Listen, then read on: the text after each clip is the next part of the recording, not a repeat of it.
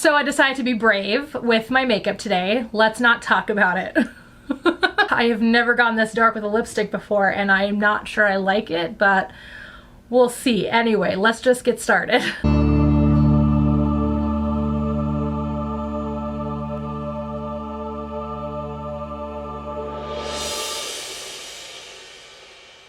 Welcome back to my channel. I am Britt, and if you haven't subscribed yet, you probably should, because I talk about geeky things, and today we are going to be ranking all of the Pink Rangers, my thoughts on all of the Pink Rangers. There are a lot of Pink Rangers.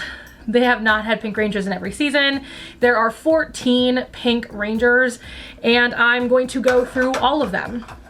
One will come with spoilers for Lost Galaxy, so I'll be putting a spoiler tag up, so if you've not seen Lost Galaxy, don't worry, you can still watch this video, but I will be spoiling some aspects of Lost Galaxy. Number 14 on my list should be absolutely no surprise to anyone. It is Mia from Samurai. You guys know I don't like Samurai, like even a little. I'm surprised that Lightspeed Rescue, up until like a few months ago, was the only season I couldn't stomach finishing watching. I have now finished that one, don't worry. I'm surprised, honestly, that I managed to finish Samurai because it's bad. And so let's just talk about Mia. So Mia, I had to actually Google what the Pink Ranger's name was, even though they say it in the intro, because that was the time frame where they were saying the characters' names in the intro, which was really weird and annoying, but anyway, Mia, she was a bad cook. That's all I remember. And the only reason I remember that is because of the episodes in which Jaden has appeared since Samurai, which I think was just that one in Super Mega Force. Anyway, but Mia is super unmemorable. The actress is atrocious. Like, I don't think she was actually an actor. I mean, she might have been, but like, I don't think she was actually an actress. As somebody who has been acting her entire life, has been directing her entire adult life, or almost her entire adult life, the bad acting is very hard for me to stomach, and so, I don't know. There's nothing more to say. There is literally nothing redeemable about Samurai. Scott was in it. That's it. I would say Ricardo Medina, because he's actually like a pretty decent actor, but he murdered someone, so. Anyway, but yeah, so Mia, there's nothing else for me to say aside from atrocious character, unmemorable, atrocious actress, unmemorable. Let's just move on.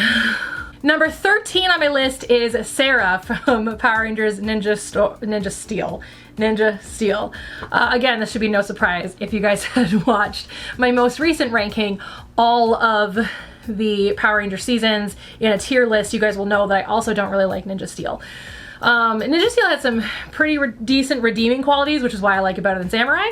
And why I like Sarah just slightly more than Mia. But again, just such an unmemorable character to the point that I had to like remember which one was the Pink Ranger. The actress, while not atrocious, definitely still not great and really hard to stomach. It just, your average Neo Saban crap, which was just bad all the way around. Yeah, just completely unmemorable. Same complaints that I have for Mia, just less passionate, essentially. That's it, just less passionate. Number 12 on my list is Rose from Operation Overdrive. And again, you guys should know by now that Operation Overdrive is my least favorite Disney season in the Power Rangers franchise. It was such a weak season. I mean, there were some pretty redeemable storylines, like Mac's story and Taezon's story, pretty redeemable storylines, but the characters themselves were pretty unmemorable, and Rose being definitely one of them. I feel like Rose was definitely a character that they kind of pushed off to the side because there was such a focus on other stories and other characters that I just didn't think she really got much of anything. She was very smart, which I really liked. It's kind of rare, honestly, that they throw in a smart female character, and so I do appreciate that, but at the end of the day, just very unmemorable and not utilized to what could have been her full extent. Number 11 on my list is Emma from Mega Force and Super Mega Force. So Emma, why didn't I say that for Samurai? Anyway, maybe because Mega Force and Super Mega Force are actually different enough that my brain does just separate them. Anyway, so here's the thing. Like, whether you like the concept or not, whether or not you like the execution or not, and I know a lot of people don't like the execution of the parallels between Megaforce and Mighty Morphin, but you at least have to appreciate the parallels, and the characterization of those parallels existed. You know, you had Troy, who was basically Jason, the, you know, all-American kid who is, you know, this already kind of established hero. You had Noah, who was, you know, the nerdy Blue Ranger. You had Jake, who was the goofy Black Ranger. You had Gia, who was the less feminine Yellow Ranger. And then you had Emma, who was the more feminine Pink Ranger. So I do appreciate that about her character. I appreciate a lot of the stories that she did get to do, like the singing episode, even though that's probably, most people would probably find that incredibly cheesy. I actually really liked it. I like anytime characters just burst out into song. Like, just, it's fun to me. Like, I appreciate it. I appreciate it. But that does not mean that I enjoy her character that much. Again, just such an unmemorable, while still more memorable for me. I feel like in the grand scheme of the Rangers franchise, a lot of people are going to overlook Emma because she's just not as memorable as other Pink Rangers. So she's lower on the list, plus the actress, very mediocre. Probably on the same level as the actress who played Rose. Both of them were pretty mediocre actors. But yeah, so that's where I put Emma. So there you go. Number 10 on my list is Dana from Lightspeed Rescue. So here's proof that I don't hate Lightspeed Rescue. So I've not made it a mystery on my channel that I don't like Lightspeed Rescue. I don't like the acting, I don't like the writing, I don't like the execution. And since the first time I actually finished it was after I saw Go-Go 5, I really don't like the execution because Go-Go 5 was so much better. Anyway, it's the first time in watching Sentai's and then watching the Power Rangers counterpart right after where I was like, this one is so much better. Why couldn't they have just done this? Here's my thing about Dana. So her actress, mediocre, kind of again on the same line as Emma and as Rose as actresses, but I can at least stomach her acting, much like those two. I can stomach their acting. So she's a little bit she's a little bit lower on the list because still not a good actress, but also not terrible. Makes sense? My other big issue is I appreciated what they were trying to do with her characterization. However, I don't feel like it was executed all that well in the writing. I feel like the writing just really did a disservice. The dialogue specifically, not the storyline writing necessarily, because I actually like the storyline. I actually like the storylines in general. But the actual dialogue portion or the actual execution of certain stories that surround characters that are related to her, I feel like were executed very poorly. So, for example, and I do want to do my deep dives, but now that it sounds like Power Rangers is leaving Netflix, which of course this will happen by the time this video goes up, I don't know how I'm going to do those deep dives, so I may as well just say this now and kind of just go further into detail when and if I can ever do my deep dives.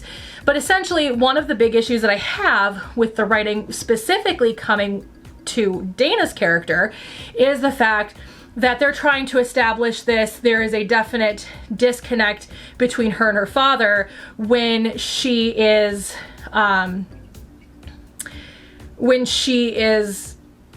kind of in that mode of like, he's the boss, he's the mentor, he's the commander, and then of course having that still father-daughter kind of connection. A good example of this is actually RPM with Scott and his dad, but a bad example of this is Dana and her dad. Now granted, I did just say father, but generally speaking, when you're speaking about a father, you will sometimes say the word father. You can interchange the word father and dad pretty interchangeably, but when it's dialogue, I don't walk up to my dad, no matter how serious I am, and go, hello, father. That just doesn't happen. That is not in normal United States dialogue, in the United States lexicon. Now I'd say specifically United States because I cannot speak for Canada. I guess I don't know their lexicon enough to know whether or not they walk up to their dad or their father, say, hello, father. That's just too prim and proper for proper dialogue. And so when you're writing dialogue, you have to use the actual United States lexicon unless you're writing for the UK. That would probably fly in the UK. people in the UK probably do say hello father if they're like being very, if they are like more of the posh UK people. They'll probably say that. Like I would pretty much think that Prince William would walk up to his dad and say, hello father. I can't do an accent, sorry, to literally everybody who's from the UK that watches my videos. Anyway, I just don't, it's just poor dialogue. And so that being said, whenever they have her say, father, they're trying to make it more prim and proper. They're trying to make that disconnect, and I get that, and I respect that, but they did it wrong. Been much better for her to call him sir, like Scott did in RPM. I just feel like the dialogue was just really choppy. It just was not conversational. It was not a normal United States lexicon. And so that being said, that was one of my biggest issues specifically with her character. The other one, of course, like I said, storylines that surround her, the characters that she's related to, really did a damper on her character as well. It was just a huge disservice and not okay in my opinion. So yeah, Dana's just further down the list, and specifically not for things that had to do with her, but had to do with the execution around her character. And that sucks, because she could have been a really cool character. She could have been really high on the list, in my opinion, but Lightspeed Rescue was just very poorly executed. Number 9 on my list is Kim from Mighty Morphin. So here's my issue with the OG Rangers. I think I've said this in every single one of these videos. The OG Rangers had absolutely no depth to them. They were stereotypes of high school students: the jock, the nerd, the princess, essentially the popular princess, which is Kim. Kim was all about her looks, and she was, the Valley Girl and all this stuff that you would stereotypically think of a Californian popular princess. So there just is no depth. There's nothing to latch onto with her. There's nothing to really grasp at all. Obviously they added depth as time went on, because they were starting to add depth to the characters as time went on.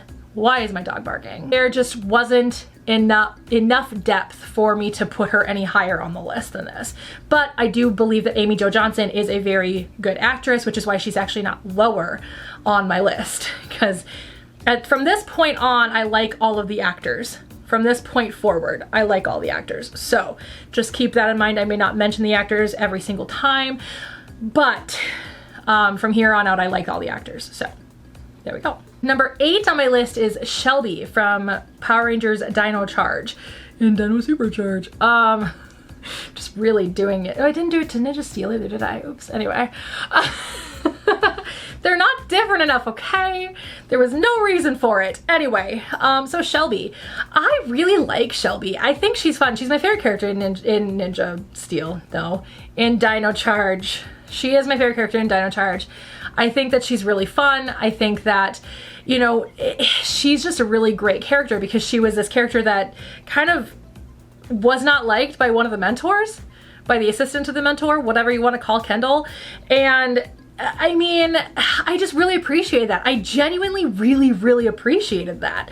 And I just think that she's so much fun. She came from adversity at the beginning to prove herself to the rest of the team that she was worth being a ranger, and I really liked that. And I thought that the love story they had with her and Tyler were really cute, and I liked everything about her character, but I just like other characters more, which is why she's as low as she is on my list. Number 7 is Kat from Mighty Morphin Power Rangers, Power Rangers Zeo, and Power Rangers Turbo. So Kat, our second Pink Ranger. I do really appreciate Kat because of the fact that she had definitely had a lot more depth than Kimberly ever did. You start with a character who is evil, and you start with a character who has this fear of doing something that she's very passionate about, and something that she's really good at, something that she's really talented at, and not only being able to break the spell basically on her own and be able to overcome her fear of diving again, of going on to the high dive. You have this character who has honestly faced adversity, kind of like what I said about Shelby, but more adversity than what Shelby faced. and her being the only real choice to replace Kimberly, which I remember as a kid, I didn't like. I didn't want her to replace Kimberly. She tried to kill Kimberly, essentially. So like, there were just some serious issues that I had with that. I didn't love it when I was a kid, but as an adult, I really appreciate everything about it. It was a really cool story, and it was just a lot of fun, and I really, really enjoyed it. And I just really like Kat, okay? Plus, she proved herself to be one of the bravest Pink Rangers kind of in the history of everything and the entire franchise, because again, you take the fact that one of her first storylines involves her overcoming her fear of going off the high dive again. Plus, she's the first one to demorph facing Tommy when he's king for a day in Zeo. Plus, she risks her life to save Tommy many times, including like when the power transfer is taking place, where she's trying to risk her life to save Tommy. And I just think that that's really cool. And I think that that's something that Kimberly never showed herself to really be doing as much. And I just think that with the depth, with the adversity, and of course, with how brave she truly honestly is, she deserves to be where she's at. But I still like other Pink Rangers more. Like number 6, Cassie from Power Rangers Turbo and Power Rangers in Space. So Cassie, Kat's replacement, I just really love Cassie. What I really liked about Cassie, I think when I was a kid, was that there was this weird switch. Now granted, I have never liked the color pink personally. I think when I was a kid, it was because I was supposed to like the color pink, but I'm not a very feminine woman. So I kind of just detached myself from anything feminine. And now that I've kind of embraced some femininity in my adult life, pink is still something that I just have never been able to embrace. So there's obviously clear, like, my brain just doesn't like that color in general kind of feel going on. But anyway, granted, I've never liked the color pink, long story short. And what I really liked was, you know, beforehand, you know, with both Kim and Kat, we had relatively feminine characters. You know, Kim was definitely a more feminine girl, and Kat definitely showed herself to be more feminine, you know, being into, and not that this is like actually feminine, because obviously, like, 1, we shouldn't gender really anything, and 2, it's okay for men to like these things, it's okay for non-binary people to like these things, and it's okay for women to like these things. It's okay for men, non-binary, and women to like anything. But if we're looking stereotypically here, okay, we're looking stereotypically, Kat tended to be into more feminine things, like she was in a design class, and she was into dance, and all these other things that are stereotypically feminine things. And so she was meant to be more feminine, and same thing with Kimberly was meant to be more feminine, where Trini and Aisha and Tanya, I mean, Tanya was a baseball player, right? So there was, again, more stereotypically less feminine with the Yellow Rangers. And it felt like with the second team of Turbo, they kind of did this switcheroo where all of a sudden the Pink Ranger was less feminine and the Yellow Ranger was more feminine. So it just ended up being really cool. And I think as a kid, I really appreciated that, because it was the first time really that I could appreciate a Pink Ranger. It took one more season for me to actually have a Pink Ranger be my favorite character in the entire season, but still, I appreciated Cassie, and as an adult, I appreciate Cassie because I think, again, her character has a lot of depth. The only thing that I wish is that they would have elongated the Phantom Ranger storyline, because, man, I really liked her part in the Phantom Ranger storyline. I thought that was so much fun. But then they were kind of lost track of the Phantom Ranger storyline, and it just kind of faded into non-existence. Sorry, Dylan, for spoiling something in Turbo. I might just put a spoiler tag up. Anyway, but yeah, I mean, those are the reasons I like Cassie, but I still wish they could have done more with that. Anyway. Plus Psycho Pink. She faced Psycho Pink, and we all know Psycho Pink is probably the strongest Psycho Ranger. Number 5 on my list, and I'm sorry to Kay, is Veena from Mystic Force. I got my friend Kay into Mystic Force, and she just really loves Veena, and I love Veena, and she was very sad when I showed her part of my list, and she saw that Veena was not my favorite Pink Ranger. Anyway, Veena. So Veena is one of my soulmates. I wish she was real, because we'd be best friends. because she and I both hate the color pink. And I've always made this joke with people in my life that if I ever got fit to the point that I could ever be cast in Power Rangers, that my luck would be that I would be the Pink Ranger. Like, that's just what I would end up becoming, is the Pink Ranger, because that's just my luck. And so the fact that I got to kind of live vicariously through Veena being a Pink Ranger who hates her color, I love it. So yeah, the fact that she's like, I hate my color, it warmed my heart. It's wonderful. I love it.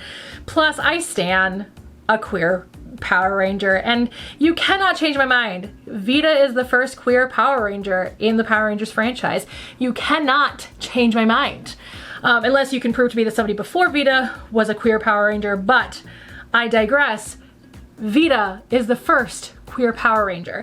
I mean, the way she agreed with Xander when he called a woman hot, all the rest of the characters were like, nah, and she's like, yeah. You cannot change my mind. She's queer and I'm here for it. Like, she's into girls. I am here for that. Love it. Love her for who she is, and I love the fact that she is queer. You can't change my mind. Let me know in the comments below if you guys agree with me. Let me also know in the comments below if you think that there's another Ranger from before that is queer that I may not know, and give me proof of that.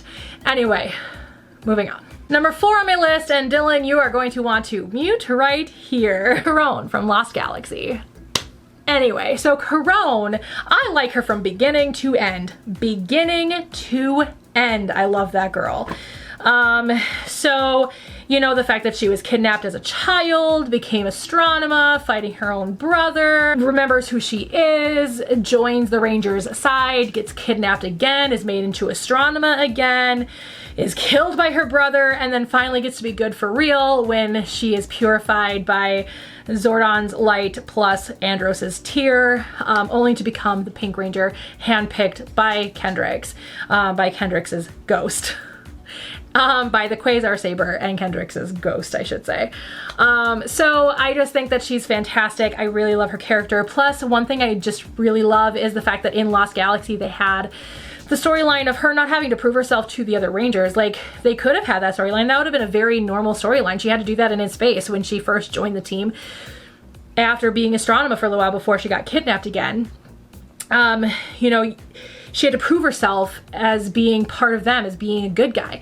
They didn't have her do that in Lost Galaxy. I love that. What they did is made her prove to herself that she was worth the powers. Having her literally face herself, face her past self, to beat that, to overcome that piece of her, which I really genuinely just love.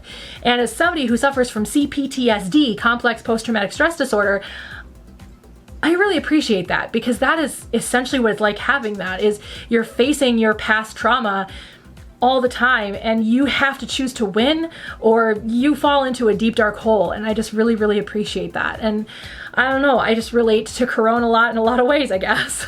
Ways I didn't even realize until I was diagnosed with CPTSD and realized what was going on inside my brain for real. And I love it. I love Corone. I think she was a well-executed character, and I just think she's fantastic. Number 3 on my list is Sid from SPD. So Sid, I really love. It's like Kimberly with depth. Though I don't think Kimberly was really that stuck up. I guess more like a mix. Like, if Summer and Kimberly got together and had a baby, that's what you would end up with, is Sid. Maybe that's what happened. Can we get a DNA test on Sid? So Sid, she was a stuck-up brat at the beginning of SPD. Just a spoiled rich brat. And I was not ready for it. I was not gonna stomach it. I was very frustrated, but then realizing the fact that they made her that way so that they could take her to other places. Her characterization is one of the best. I mean, SPD's characterization in general is one of the best characterizations in Power Rangers, in the Power Rangers franchise. The entire series is incredible characterization, and that's how I feel. But Sid is an incredible character, and I just really love her. Specifically, the birthday episode and the robotic dog. I cannot remember the name of the robotic dog. Sorry. The robotic dog, those 2 episodes specifically are 2 of my favorite Sid episodes because that's where I realized that they were going to take this character places, and they did, and she's fantastic and I love her. Though I am still salty that the girls didn't get promoted. Sexism, it exists. Number 2 on my list is Kendrick's from Power Rangers Lost Galaxy. So my number 1 and my number 2 are pretty much tied. I love them pretty much equally. It was painful to choose between one or the other. I actually just let Twitter do it for me. So if you guys remember that tweet from a couple weeks ago, you guys might understand where that tweet was coming from because I was making this list. Anyway, so Kendrick was the very first Pink Ranger that ever served as my favorite character in Power Rangers. Loved her. She was smart, she was witty, she was fun, she was compassionate, she was empathetic. And I just think that she was so much fun, and it broke my heart.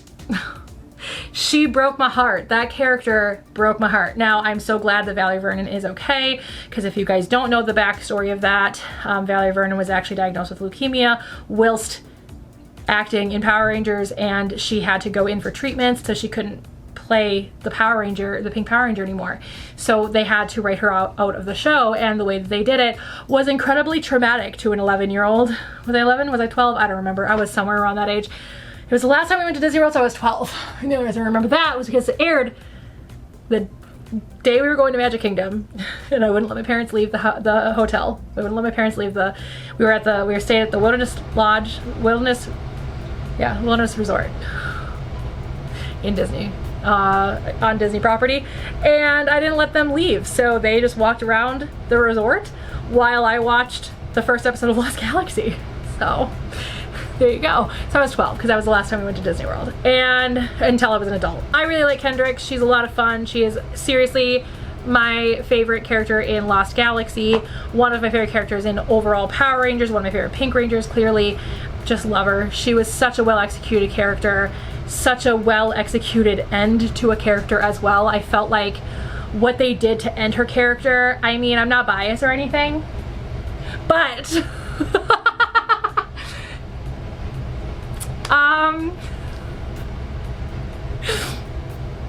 but what they did to end her character in the story was really, really cool, and I really appreciated it. And so there you go. Number 2 is Kendrick's from Lost Galaxy. Now if you're paying attention, and I'm probably not alone here, my number 1 favorite is Jen from Time Force.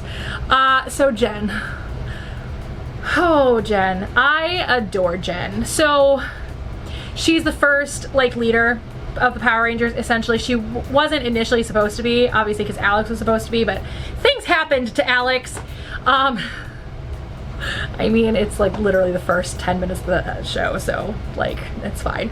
But things happened to Alex, and he is no longer able to serve as the Red Ranger, so Jen takes it upon herself to become the leader as they're chasing Rancic through time, and she continues to be leader because obviously the person who becomes the Red Ranger, Wes, is somebody who knows nothing about their time, nothing about these bad guys, nothing about what's going on, and he's just kind of thrown into the mix of things.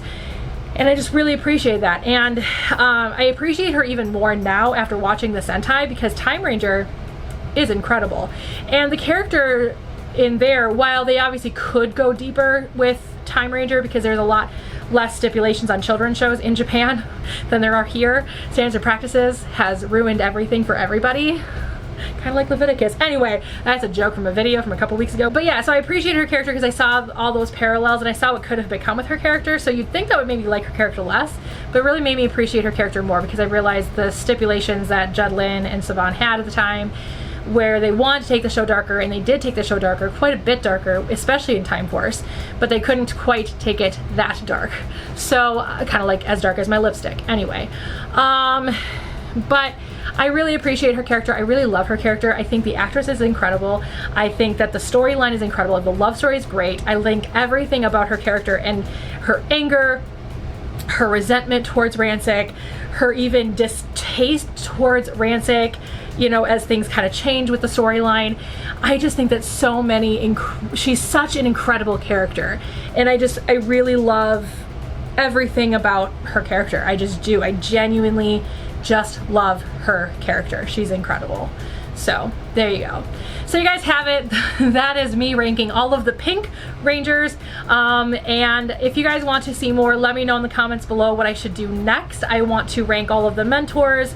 Obviously that is definitely on the list, but there's also the Special Rangers, but that gets a little murky because there are sometimes multiple Special Rangers. So let me know in the comments below what you guys would like me to do next. And I will see you guys all next time. If you guys want to see the last time I ranked all of the colors of Power Rangers, you guys can click right here. I think it was green, but I don't remember. If you guys want to see all the Power Rangers videos I've ever done, you guys can click right here. You can click here to subscribe. Please hit the bell for notifications so you don't miss any of my uploads. Don't forget about my, right here, you can see it right in front of my face, my vlogging channel where I have rebranded it into me being a pet mom. So I hope you guys enjoy it. It's my version of a family vlog. So hit the bell for notifications, like I said, on both of those channels. Like this video if you liked it. Leave a comment below your guys' rankings of all the Pink Rangers. If you guys think Veena is queer, and if you guys think there is another queer ranger that I am missing from before Veena's time. Let me know in the comments below, and I'll see you guys next time. Bye.